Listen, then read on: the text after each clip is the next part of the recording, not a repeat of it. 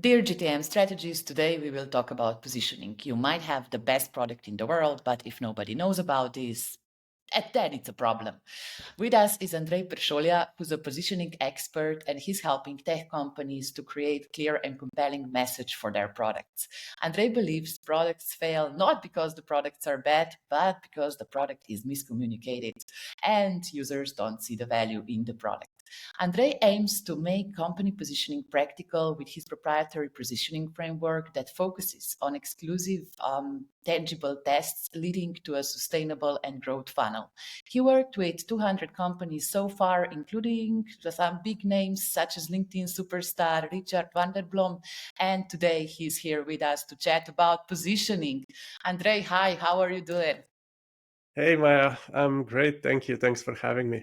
Oh, I'm so impressed by you for years now, because our relationship started as like this mentorship / coaching thing. And right now, as I see you working with German companies, with American companies, and rocking your discipline, man, I'm impressed, and I'm utilizing your superpowers myself, as you well know.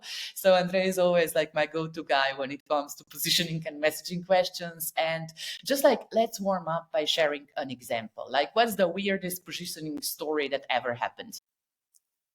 Uh, well, I don't know about weirdest. There is a ton of sort of weird positioning stories out there, but I think like sort of if I had to tell one story, it would be the one that sort of made the most impact for me, simply because of how it affected the whole company. So I was working at a SaaS company in the SEO space. So it's your basic software that helps you manage and track your SaaS activities. SEO related activities, and the company was doing about 7 figures when I came into the company, but the founder sort of struggled to keep that up because his ad costs were going up and up, and the conversion rates basically were lowering all the time. And so that's the point where he sort of sought help, because he was a technical founder, didn't know anything about marketing, didn't know what was happening. And obviously in the beginning we always do this audit to figure out what's going on, right? And we quickly found that there is a ton of new competition popping up, almost on a daily basis. It was almost like AI now, where you have two new AI product launches on Product Hunt or somewhere every day, right? And you have these new competitors who are just, they're copying your websites, they're copying your texts, your copy on the websites.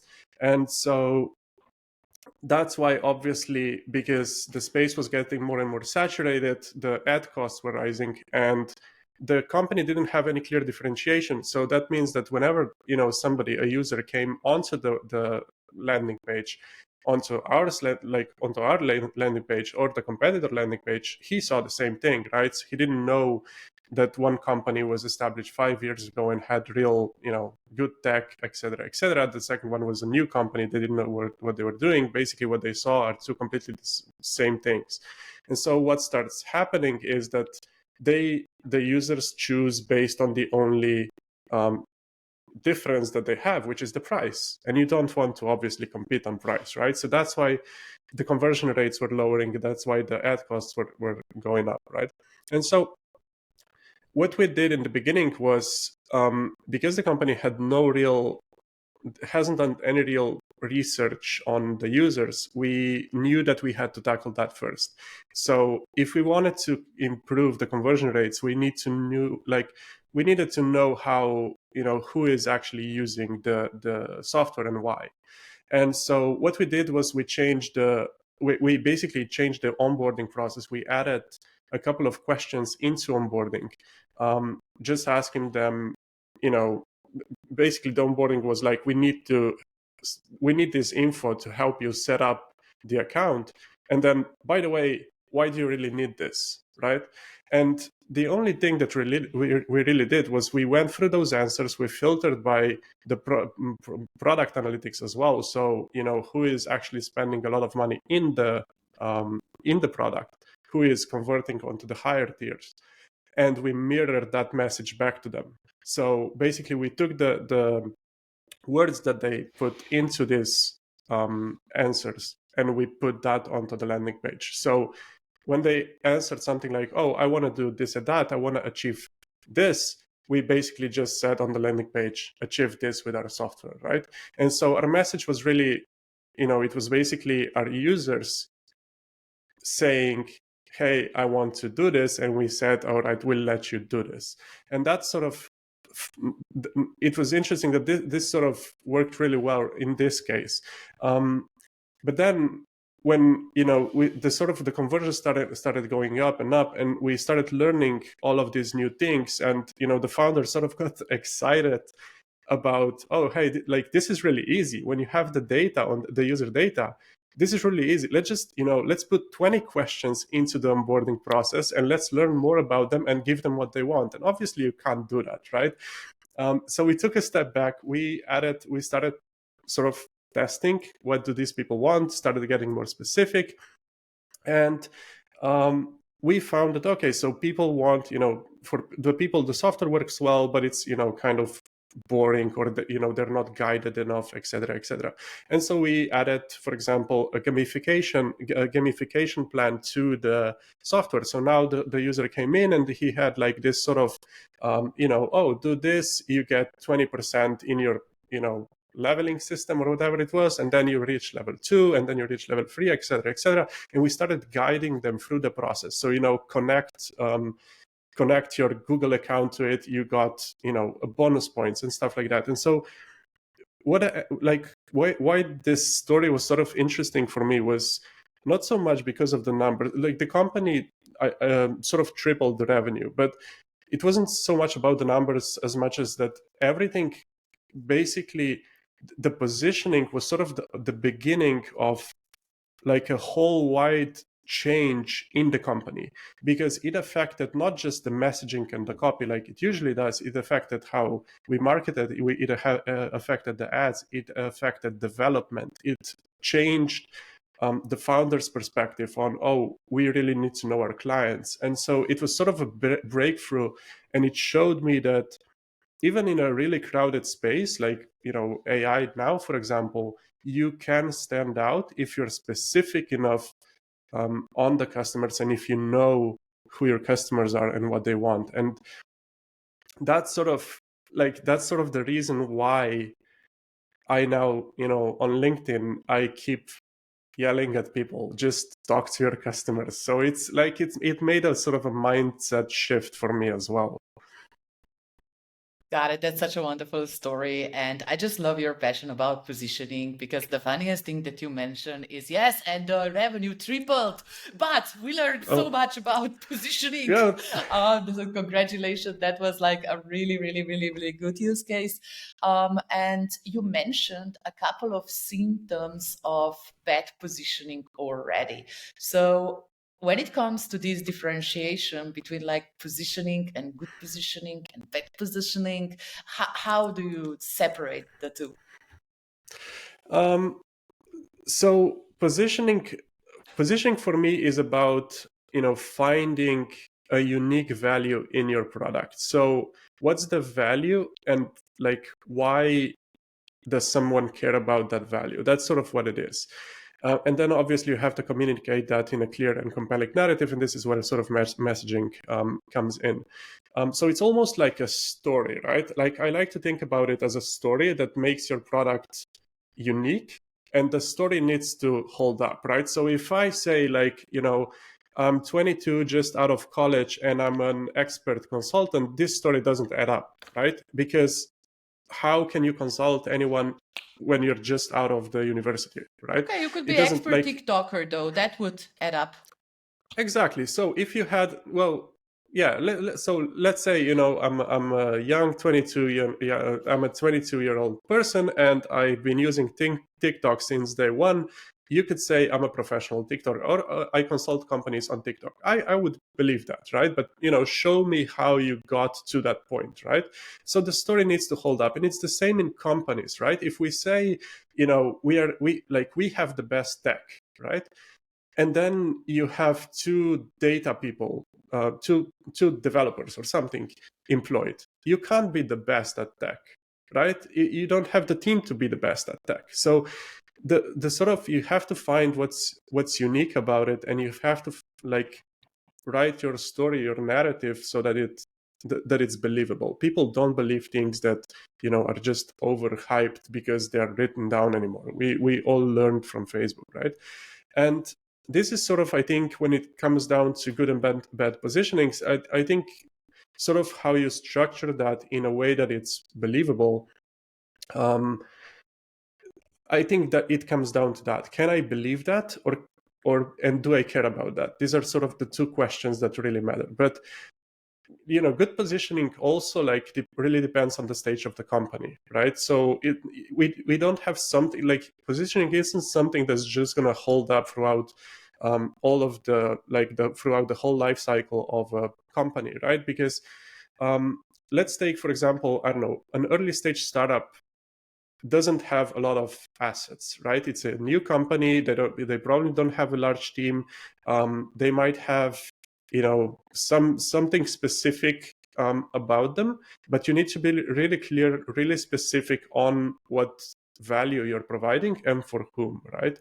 Whereas a large company, for example, when I was working with GoFleet, it's a vehicle tracking platform. So basically, GoFleet is one of the industry leaders in GPS tracking. It's a Canadian company, and their value proposition is something like one platform for your vehicle tracking, and it doesn't matter what kind of a vehicle tracking it is. And it makes sense because it's a large company. So we cover this and we cover that and we cover the third one, and it doesn't matter whether your vehicles are trucks or planes or whatever, right? So it makes sense because it's a huge company. But if you try to use the same message, if you're now a startup and say one platform for your vehicle tracking, well, you have a team of 6, right? How will you ever be able to create scalable business models for every, or even scalable products for every vehicle there is in the world? There are specifics when you go to planes, there are specifics when you go to trucks, etc., etc.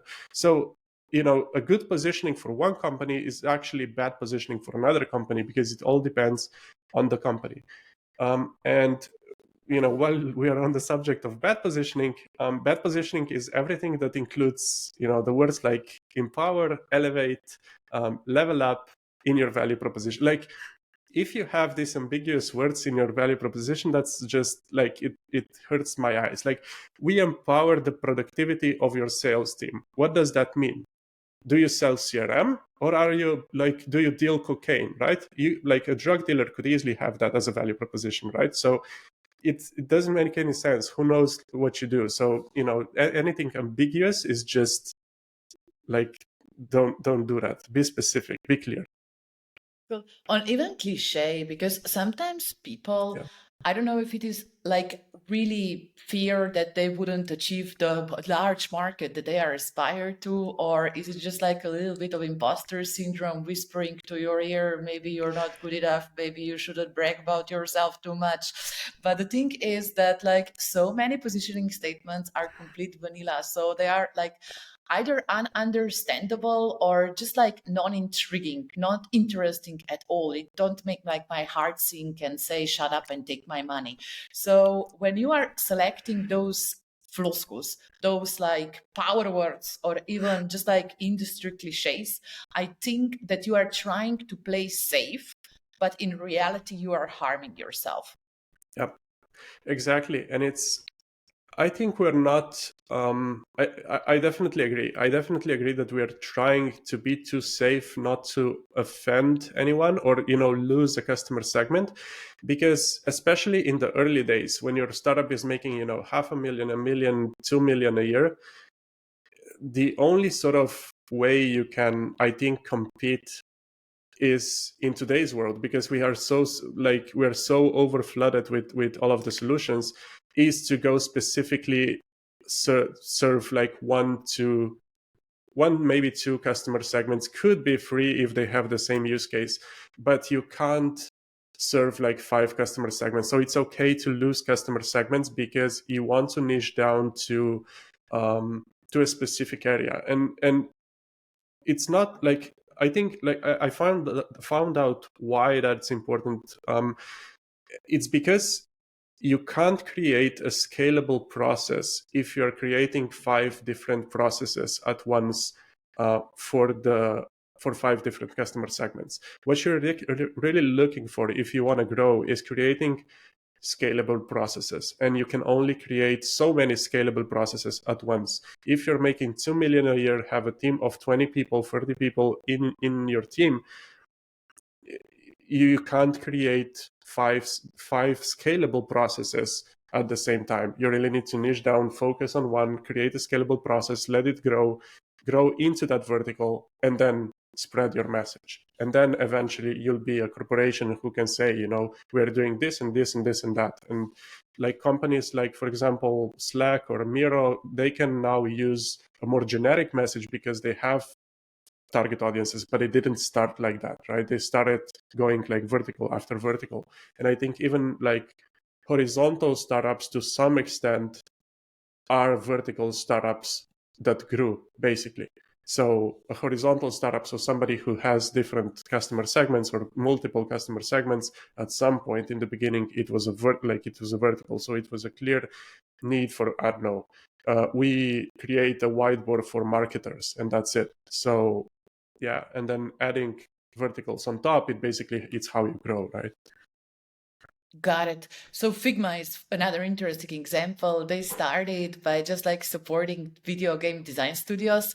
I was talking to Jesus Raquena, and it was such a cool story because, now Figma is a go-to design tool for everybody. But from the beginning on, there are just like a couple of gaming studios falling in love with the product. And this is like the beauty of beachhead strategy. It's never like the last segment that you will be serving. It's just like the one that will help you conquer the market.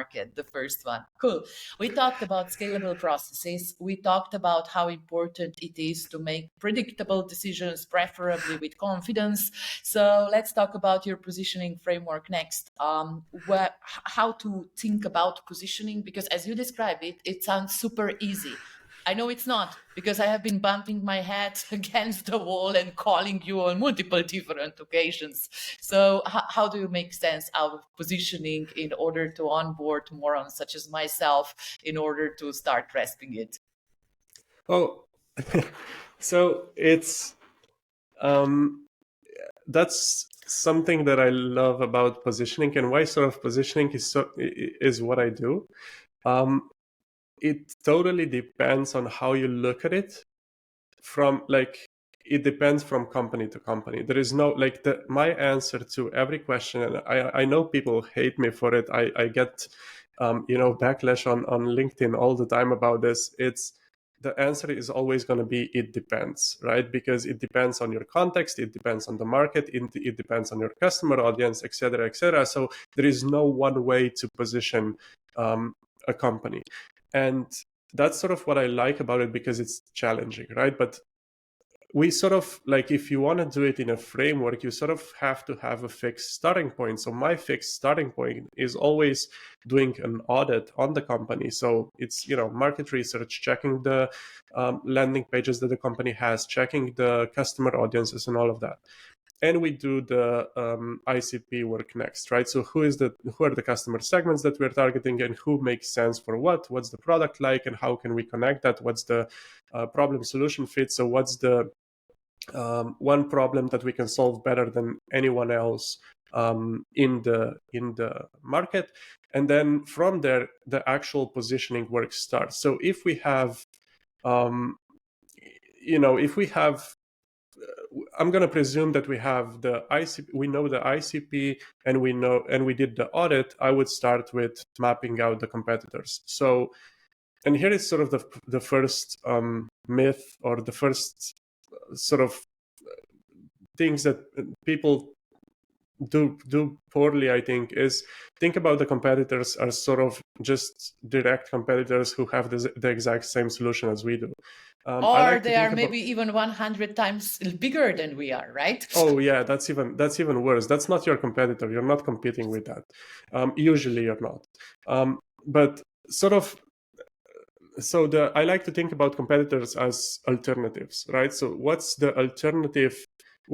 So if my ICP, my best fit customer, has the problem that I help with, what are the alternative actions that they can take if they want to solve their problem, right? And all like the number one answer is going to be it's always going to be nothing, right? The basically the my ICP will do nothing. So actually we're competing against competitors, but we're also competing against the status quo, right? So basically how people do that, like we all know, I don't know, Excel is probably the most hated software on the planet, yet everyone's using it, right? Because change is hard. And so to make the change, we really need two things. One is we need to add urgency. So why would a customer act now? So basically the point of or the pain of not switching has to be bigger than the pain of switching. But then the other thing that we need to do is we need to differentiate from the competitor, right? So the basically our ICP has to take an action and has to choose us over the competitors. These are the two, like these two things need to happen if you want to get the deal, right? Because if the user takes the action but doesn't choose you, obviously you've lost the deal. And if the user doesn't take the action, you can't, obviously you won't get the deal because he didn't or they didn't do anything, right? So this is sort of how I start my framework. I start by mapping out the competitors, and I want to make it really practical. I want to make it really tangible for the company. So I actually started scoring the companies, your competitors, on how they are positioned for a specific need. So what happens usually, especially in B2B, is, or actually it's across the products, but especially where it's important is especially B2B, where the user has certain needs, right? So the company that you're talking to, the client, will have certain needs on how they evaluate the software. So basically, if we just do like an example, because it's probably going to be better to illustrate. Yes. Let's say a typical B2B product. So we have like GPS vehicle tracking system that helps you stay in control of your vehicle fleet, right? So your competitors in that space would be similar tracking systems, because GPS, as far as I know, is the only tracking system that really works. And then the status quo, so doing nothing, right? And now the client needs are how the clients evaluate the software. So if you went to Lufthansa and said, "Hey, we can help you track your planes," they're going to ask about, okay, so is your software reliable? Does it work at 99.9% of the time? So reliability is one of their needs. Next, it's going to be geo-targeting. Can we locate the plane at all times? Next is going to be, well, hey, like a lot of people who use this software are not really technically savvy, because these are, I don't know, somebody in the office, etc., etc. So the software needs to be easy to use. That's another need. And so you map out all the needs and you map out all the competitors, and then you go through the competitors and just go through them and just check how well they are positioned for specific needs. And so now you have a score of the companies, how well they're positioned, but you also have the needs. And let's say in this example, let's say that you find that obviously software, like your competitors, are going to be well positioned for geo-targeting because that's a hard requirement. They're going to have easy to use interface, but they're not doing a lot on service costs. So Lufthansa now said that, we also care about service costs. Like, what's the maintenance? Like, we want to lower the maintenance of our fleet because this is really a huge expense. And sort of nobody of your competitors are really doing anything about it with their product, right? So you know that there is an unsatisfied need for your client.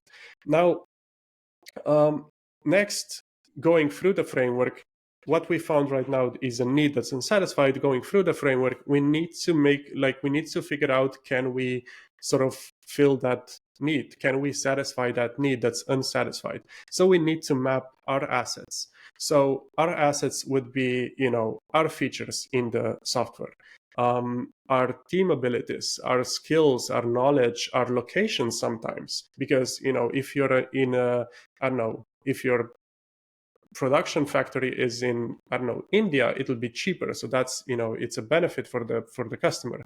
So even location. So you map down all the assets that you have within the company.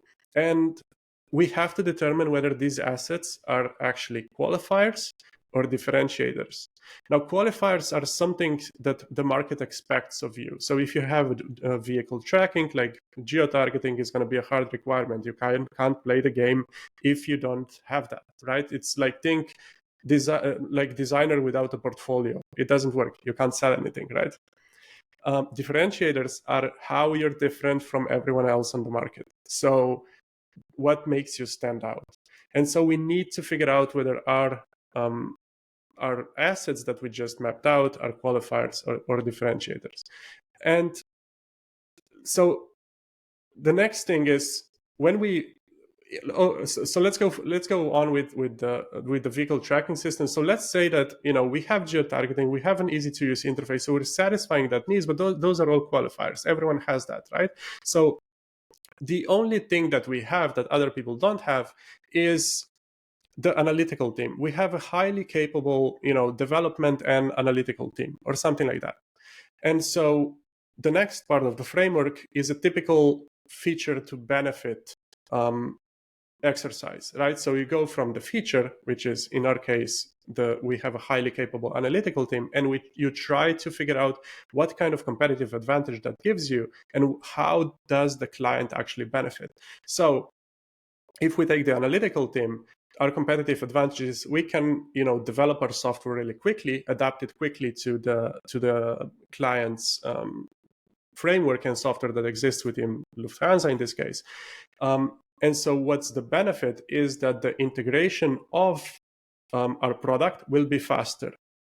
And most of the companies would stop here, right? They would say, okay, so that's a clear differentiator.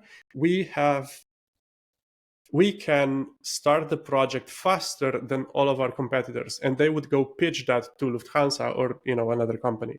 The problem is, if you go back to the where we mapped out the user needs, there is no need to be faster in integration. Lufthansa doesn't see the value in that, right? Because even the sales talks are going to take 12 months to start the deal. They won't care whether we integrate with them in 8 months or in 9 months, right?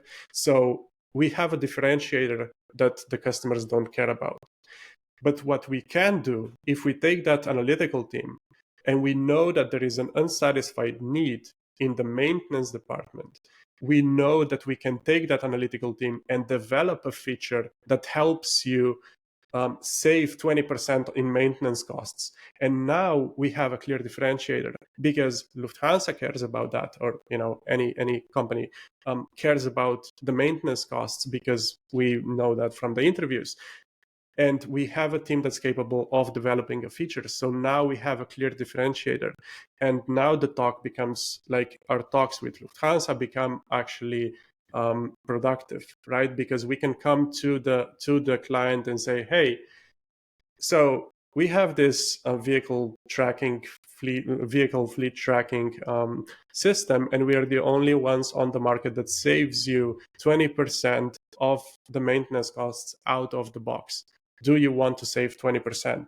And what that solves is, one, we're clearly different to anyone on the market, and two, it helps with the status quo problem, right? Because do you want to save 20%? Do you want to save, I don't know, 65 million this year?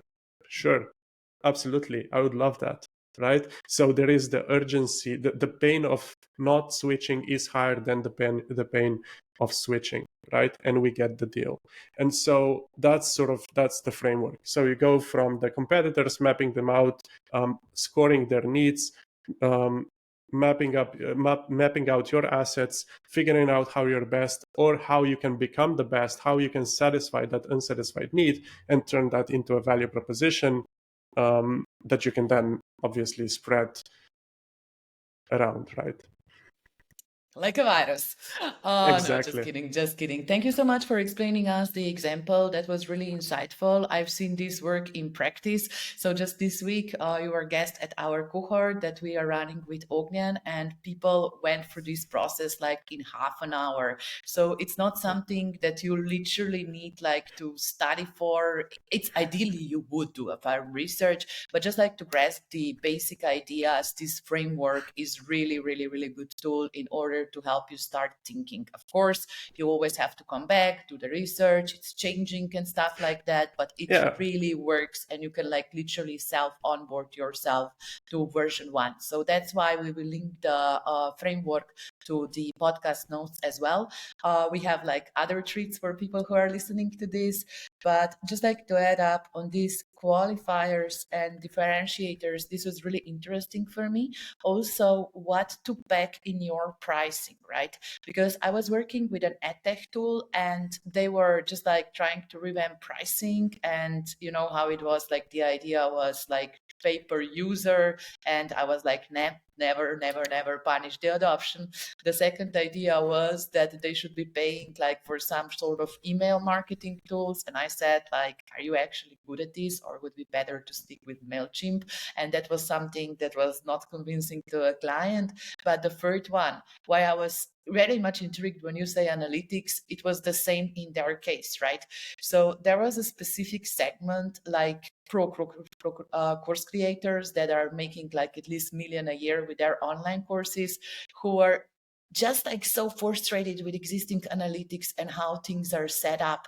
So selling this persona, the analytical model could finally be differentiator from a free package, from the ones that like literally has to work, and it's being like severely framed by Teachable and by Thinkific, because these are the existing alternatives on their market. And we finally got something. So I don't have a feedback loop on that one just yet, but it was so interesting to see that we came to the same conclusion by just like me doing pricing and you doing positioning. Yeah, because it goes hand in hand.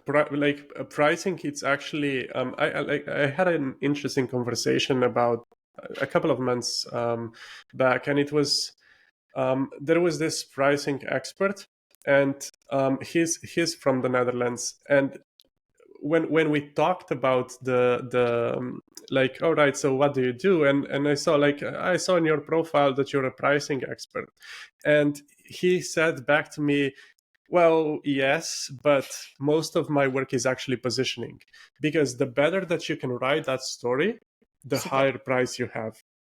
It's that simple. And you know, like same thing if you take conversion rate optimization, right? Most people will say conversion rate optimization is running A/B tests on your landing page. That's not true. Most CRO guys who are really good or ladies, I'm not discriminating, most CRO people and experts who I talk to, they do most of the positioning stuff. This is where the value is. And so, you know, positioning is sort of the basis for everything that you put on, be it a price, a marketing strategy, etc., etc. It's, if you don't think about it, if you don't figure out your positioning, nothing else will work. Like you said in your pricing example, why I don't convert in most SaaS software, what's the biggest sort of obstacle that I face is on the pricing page. The company lists all of the features that they have in different tiers. That's the right? hobby. Yeah. And so you have, the free tier, which gives you, sort of limited this and limited that and limited whatever. And then you have the first paid plan, which is, you have everything in the free tier plus this, and that. And where my mind goes is okay, so you have feature 1. I like that. You have feature 2. I like that. You have feature 3. I don't even know what it does. You have feature 4. I don't need that. And where my mind goes is, I'm now overpaying for your software because you have this feature that I don't need. I would gladly convert if that feature wasn't included. So basically what you're doing is you're giving me too many features to choose from, right? I mean, you're basically giving me too many options. You're making it too complicated to see the value of your product. So a better way to do that would be just like, this is what you'll achieve with this, and these are the features that are going to take you to there. That's it. And it's a sort of a feature plus the benefit combo. And for some reason, SaaS companies are really not doing that well. Because I'm not going to overpay for the software. I'm going to find the software that suits my needs. So, why would I pay $30 a month for something that I only use, and I only use like 20% of your features? Like, having more features is not a value. I love it. And you probably, I heard it the first time for, I don't know if it is your original thought or not, but just like this idea of overpaying for a product because like you don't use 80% of features. I felt like this. I felt like this as a user. For example, we are recording today on Riverside, and like they have gazillion features out there, and all I use is the recording feature and then like making video snippets. Oh, how I wish that there would be a smaller package in which one I wouldn't be bombarded with all this AI crap and all these just like transcriptions, which I don't use. So am I overpaying for Riverside? Maybe. I mean, I do like the video editing tool. It's really simple, but I think that everybody who's listening to this episode has the story or two like that. So that's a really, really, really profound thought. Yeah, exactly. And like, if you think about it now, let's say that, a company is working on sort of that solution. They saw that and they're working on that kind of solution, and they could be launching on Product Hunt and you would be their first customer, right? Because you could just switch if they had solid video editing and the recording and nothing else. And you don't have to bloat your software with features. That's why I think, like, when we started talking today, I sort of started talking about, the first lesson was talk to your customers. And I think that, talking to your customers gets you clarity on what they actually need, which features they actually use. And obviously you can add product analytics into that. And then, how do we monetize that in the best way possible? And that's sort of like that kind of model will get you far. Just adding feature on top of a feature, or adding AI because it's fancy now. I don't think it will get you a long way, right? Because you'll just have basically a pricing problem. You'll have a conversion problem on the pricing page because nobody wants to overpay for something they're not using. Reflecting strongly on this, because just like today at 1, I have a customer discovery interview with one of the entrepreneurs who came to my office hours yesterday, and he wanted to interview me on the spot, how I feel about LinkedIn commenting and if I would pay for a tool that would like AI generate this for me. And this is probably like why I was paying for Taplio in the first place. But then like after I didn't do scheduling anymore, I kind of churned and the rest is history. But I do miss that specific feature. So of course, like I was just naturally intrigued. Yeah, call me tomorrow. I mean, I can talk for ages about how cringe AI comments are on LinkedIn. Absolutely. And by just like being focused on something which is hypothetically for now, because I told him to do at least 10 interviews with strong content creators who are already paying for the tools on LinkedIn, not general population. I hope that he can like validate this idea, but I will share with him what you told me today in this podcast, that if it is a feature, if it is a really good feature, it could be a product, and you don't have to build like 4 other things on top of this in order to make a lame Taplio, which doesn't work for the majority of content creators that churn from this, obviously. So an ideal customer persona might be a churned Taplio user. Yeah, and that's perfect because now your ad is written, right? don't like Taplio anymore? Here is a cheaper, better solution, right? Love this. Yeah, so in that case, you can actually use comparative positioning, right? So you can just use Taplio as an example.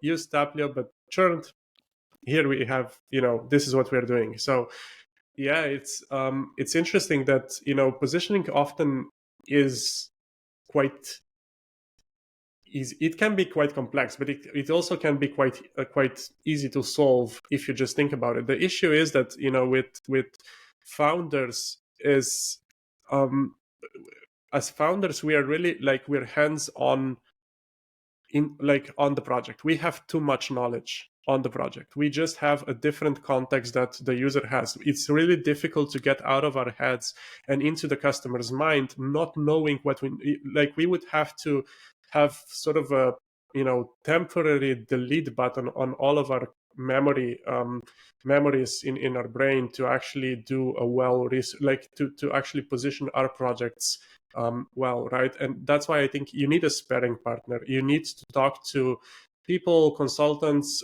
friends, whoever. Like, you need to talk to people who are not involved in the project, so that they give you an outside-in perspective on the project. Because usually the best strategy is the most obvious one. You just don't see it because you're too involved in the project. You're thinking about the details too much. So it's either like the curse of knowledge, that it is Yeah. like intellectually very difficult to grasp how people feel like at the beginning of the customer journey, even when presented the data. But I would also say this is why I use you as my sparring partner for all our positioning attempts at Growth Lab. But the thing is that sometimes I get a little bit emotional and defensive about this, right? So I fall in love with my own idea, and I'm trying to save it like for all possible costs. And I just need like a little bit of a sanity check. Like, am I onto something, or do I really like the idea? Show me some evidence. Does the market really want this? And that, like, it was really interesting, our conversation just today on Slack. That I got like very obsessed by the idea that in GTM strategy, people need simple solutions that are quick to implement. And I wouldn't say make your GTM strategy in a weekend, because I would be lying to folks, but that offer sounds promising. And I kind of began to feel like Winston Churchill here, when I was just like, GTM is sweat, blood, and tears, and numerous iteration to get to product market fit. I mean, it's such a downer for people to hear that, right? Because life is difficult enough. And I know that the narrative is correct, that I'm telling the truth, because I have seen hundreds of these cases.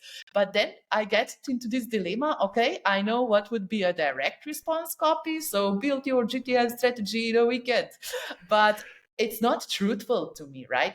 I wouldn't say that I would have like money guarantee in order to build like a weekend GTM strategy. It's just something that I wouldn't refund, never, as a business founder, because I don't believe that it would work. So back to your point, when it comes to sparring and stuff like that, what will you answer to me? I would say find what's valuable, like do sort of an in between thing. So I would definitely not go with the message, do your marketing strategy in a weekend, because that's not a believable story. I know that that's almost like it's almost like saying, one of those ads that you get every now and then saying, hey, you want to make 6 figures in the next month. Like, that's not going to happen. Or lose 5 kilos. Yeah, exactly. It's basically, there is layers to how we believe things. And there are messages that just go too far, right? So, for example, I had a case where obviously it was a CRM software, and the CRM software was Red Ocean. Their value proposition was, we help you sell more. That's not a good value proposition, because how does having a CRM software impact my bottom line? Like, my bottom line gets impacted by 20 different things, and whether my salespeople are sick or not, whether it literally can be affected by a million different things, right? And so you can't promise me that. There is like the basically the message is too far out onto, like, you did the why exercise too far, basically. When you have the why exercise, right? So why do people want this, right? So we have a CRM software. Why do you need it, right? And the answer to the question would be, well, because I need some place to store my data on my customers and not forget to call them, right? And then you go one step further. Okay, but why do you need that? Well, because I typically forget or don't know when to follow up. Okay, so why is that? Well, because I'm not a very good sales, et cetera, et cetera. And in the end, you'll come to, well, because I want to make more money, right? And so, oh yeah, let's put that onto your value proposition. No, like it's too far. We don't believe it. So I wouldn't do like create a marketing strategy in a week. What I would do is turn the message into something like do quick iterational tests, for example, or do a quick iterational test in a weekend that will guide you to your marketing strategy, right? And so the idea is that obviously you need to word that nicely, and I would have to spend like half an hour with that message to make it nice. But the idea is that it's sort of, can you show progress and can you show that it's easy? These are sort of the two things that you have right now, because one of the pain points in doing the strategy, and I know that from my own work because I tried to sell too large deals, right? And the people don't see it. That's one of the issues, is that I try to present my projects too holistically. I can see that you have this pain point in the conversions, but what I see is that solving that also helps us with that, and then this leads to this, and I can help you here and this and this, and this is a 120K project, and the owner won't see it, right? The owner only needs to sort of focus on the first problem, on the immediate pain, which is I have a conversion problem. And this is sort of the same in your case. So doing a marketing strategy, a lot of people don't even know where to start that, right? They don't know, like, I know, like right now they can buy your book, right? And they'll fix that problem. It's DIY offer, DIY. There you go. But most people, they don't understand, like they don't even know where to start with the strategy. It feels like it's this sort of huge untangible problem that they have that they don't know how to tackle. So give them a quick and easy way that's completely painless, one small step that they can do in a week. Create a landing page test in a weekend, or create something small that's going to be of value for them in a weekend, and you can start that marketing strategy. You can start tackling that problem, so at least they'll feel the progress of, okay, we're making progress on that. It's not that difficult actually, but give them small iterations. And so you need to package that into your message basically. And the value ladder, so it's not like Yeah, all overwhelming. Okay, so no more exactly. sweat, but there's positioning. You convinced me to do better. Then let's wrap this down by just like saying, okay, we got to this positioning hypothesis. For example, right now we developed a positioning hypothesis that I could be like having this checklist or an offer or a course to do some sort of element on GTM in a weekend, like to conduct 10 interviews or blind the ICP. This is like still the most common question. By the way, people do love positioning chapter in the book as well. It is many people's favorite chapter, and we collaborated on this. Thank you so much again. It's great work that you did, but maybe we didn't focus enough on testing because we ran out of pages. So we come up using your framework with a hypothesis. What next? Well, next you want to test, and I found that I'm not calling it testing anymore because people hate that, but you actually have to test whether that works. So as with any strategy, your final outcome is a hypothesis, and the definition of a hypothesis is that you don't know whether it works or not. You don't know whether it's true or not. So you have a value proposition. Let's say that if we go back to that case, we had vehicle tracking, and we saved 20% on maintenance costs, right? So how would you actually test that?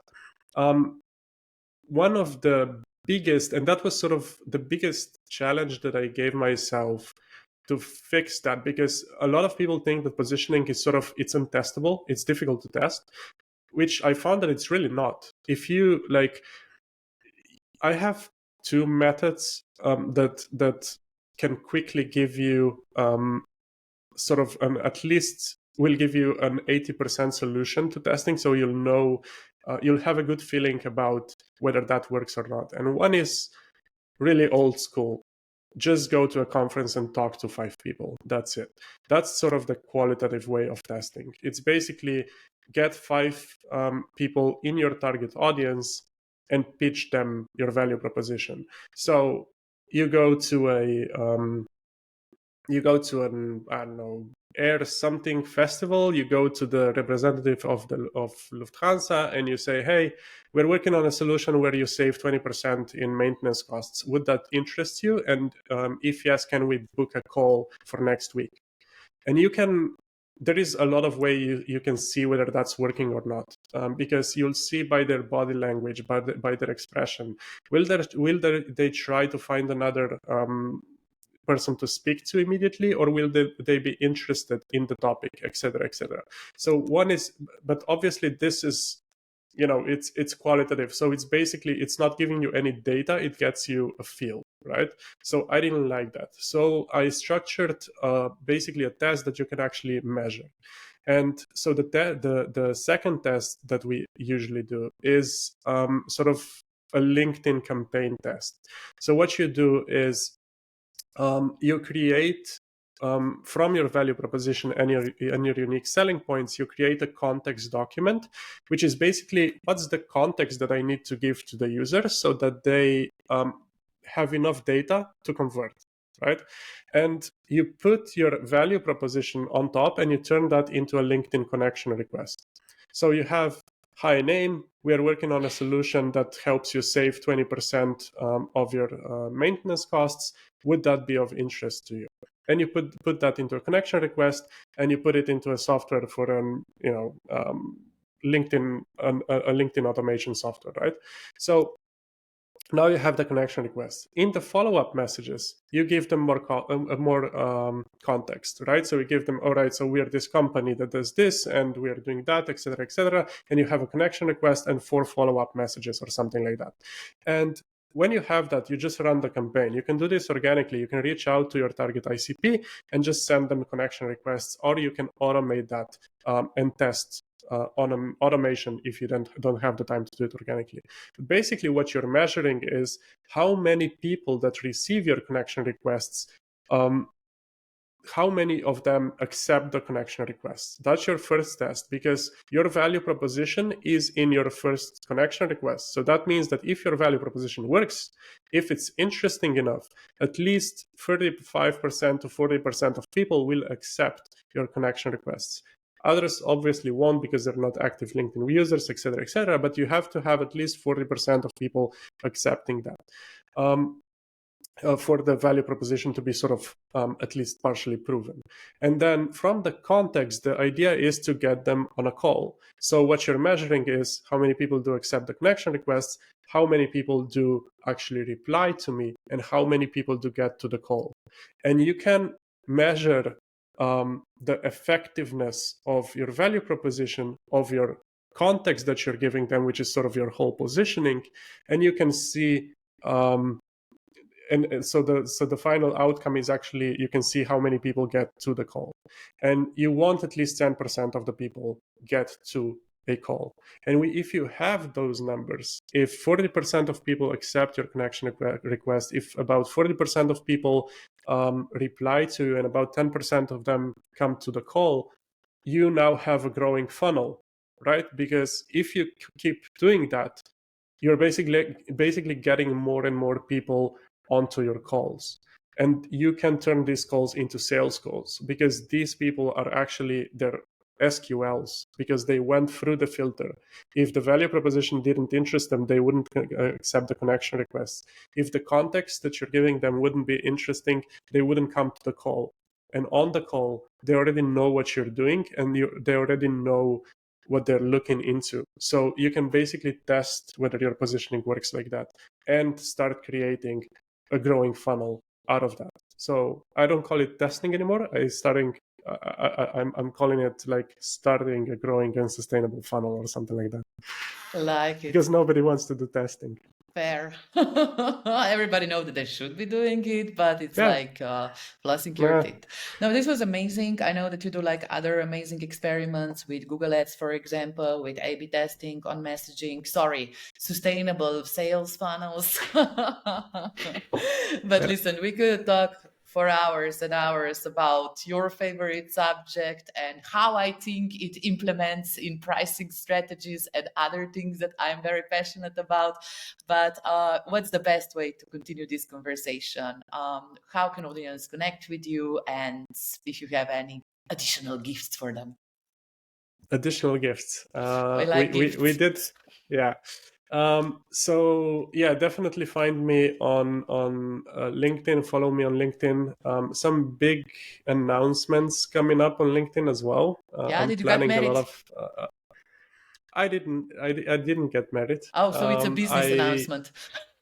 It's definitely a business announcement. We'll see in a couple of days, maybe a week probably. I'm starting to solve one issue that's really close to me. But as in terms of gifts, if you want to, and I can look at the camera instead of at the screen. But if you want, like, if you need a quick thought or a quick audit of your positioning, if your positioning if you don't know whether it's working or not and whether you're giving out the right context, do give us your details. We'll have a form, right? In the link we can put a form. Yeah, we'll because do a form. otherwise I'm terrible with emails. We gotta have the forum, man. Yeah, no, exactly. I agree. So we'll have a form in the links. Apply, and I will check your positioning and give feedback to you how to solve it or how I would tackle that in basically via email. So, or we can do a live roast as well. Yeah, we can do an office hours or whatever they want. Yeah, we can do a live roast. So in the form, there is going to be a couple of questions like, what's your number one challenge that you're trying to solve? Why you think positioning for you isn't working? Are you struggling to attract customers, convert customers? What's your landing page and all of that? Put that in, fill that in, and I'll get back to you with my thoughts on how I would tackle positioning if I were the CEO of your company, or product marketer in your company. So that's, I think, the best gift I can give. It's my brain and my thinking. True that. I'm grateful to have the access to you. So here you see, I wrote material for at least 2 LinkedIn statuses. So we will continue this conversation definitely. Thank you so much, Andrej, for being an awesome friend to me. First of all, a book contributor, somebody who taught me the most about positioning, practical positioning in my life beyond books. And nevertheless, for taking the time to just like spill your knowledge with my community as well. Good luck on your endeavors. And if I know one thing about you is that everything starts with great positioning. True. Thank you. Thank you so much for having me, giving me this opportunity. And yeah, I'm looking forward to the conversations that are going to get started from this. Yeah, get your grill ready because we're going to roast some profiles. Sounds good. Thanks for listening, and just apply to continue this conversation. Follow Substack, follow LinkedIn, follow Andrej, because this is something that we definitely have to fix in our products, especially if conversions are not where we want them to be. Thanks so much, and hope you enjoyed the show.